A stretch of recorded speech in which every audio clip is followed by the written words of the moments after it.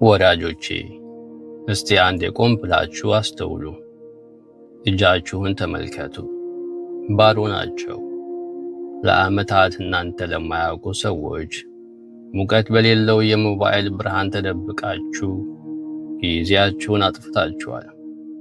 እናንተም በቁማችሁ የጠፋችሁ መናፍስት ሆናችኋል። ስልካችሁ ደግሞ የችሎታና የህልማችሁ ገዳይ መቃብር ሆኗል። በውሸት ዓለም ውስጥ ትባዝኑ ፈጣሪ የሰጣችሁ እውነተኛ ህይወትም ደብቃችሁታል። እንደው አንድ ነገር ልንገራችሁ። ስልካችሁ ለማየት የምትጓጉት በልምድ ሳይሆን በሰንሰለት ስለታሰራችሁ ነው። እንዲሁም አእምሮአችሁንም ሰርቀውታል። ስለዚህ ወዳጆቼ አሁኑን ንቁ። በውስጣችሁ ያለው ትንፋሽ እውነተኛ ነው።